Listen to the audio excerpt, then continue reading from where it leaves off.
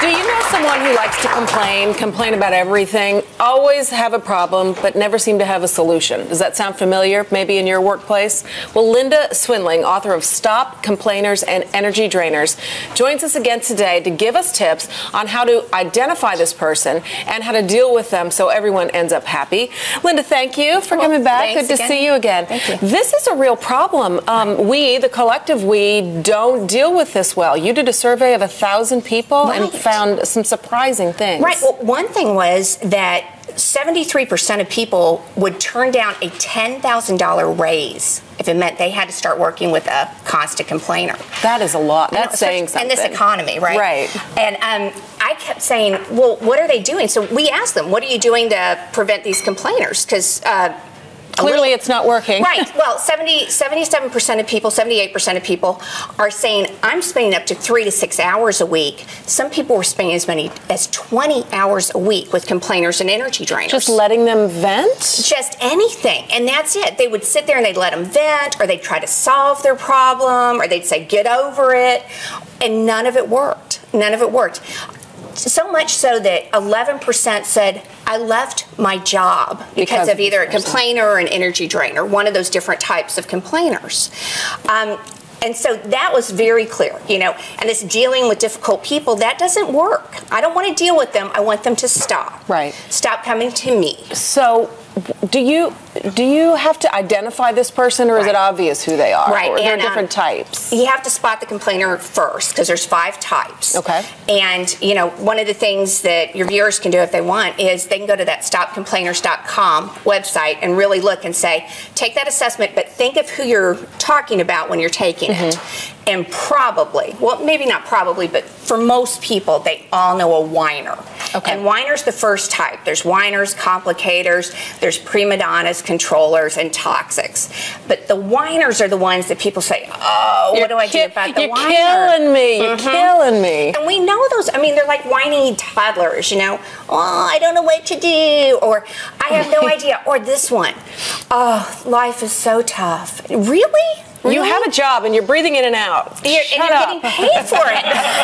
You're getting money. It's called work because you're supposed to work, right?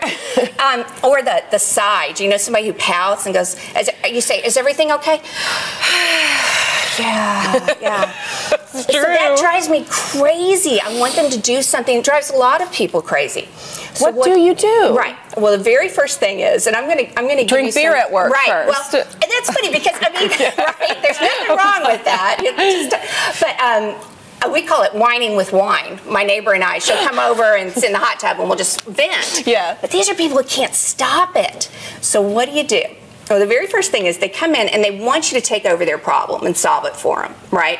And there's 3 bad reasons why that doesn't work. One is they don't follow your advice, right? And you still have a problem. 2 is they partially follow your advice, and then you're the problem. Well, your advice didn't work, right? Or it's always someone else's fault. Right.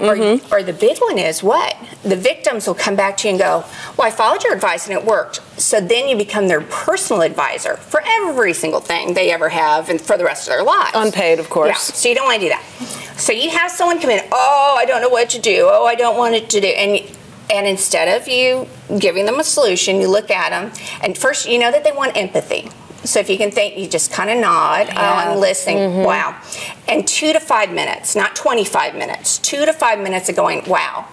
Okay, and then you have to really genuinely look like you care and you're empathetic. Wow, that sounds really rough. Now then, here's the secret. So I've nodded at you. Now I go, I got to go to the bathroom. Yeah, I leave. Almost. Or you go, sure, I'm glad that's not my problem. Wow. Okay. So you got to do it. That's tough. And then sure, I'm glad that's not my problem. Yeah. Okay. And then sucks to be you. And then and then this is the best part. Instead of what are you going to do about it, just open your hands. This is why 10 fingers are pointing at them. So what are you going to do about it, right? And giving it back to them. What are you going to do about this? Here's your problem back. Right. And they'll say, well, I don't know. And you say, oh, I don't either. But I tell you what, come back to me with a couple of ideas, and then I'll help you think through them. What are you going to do about it? I love it. Yeah, and is it going to stop them from complaining? No. Is it going to stop them from being a whiner? No.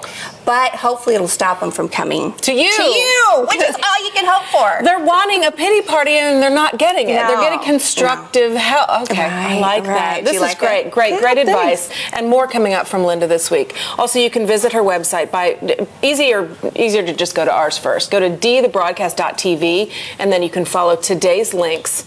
You can also find her book at Barnes & Noble, Walmart, online, most other book retailers. Thank you very much. And we have another Treasure You moment when the broadcast returns. Stay with us. I like it. So go.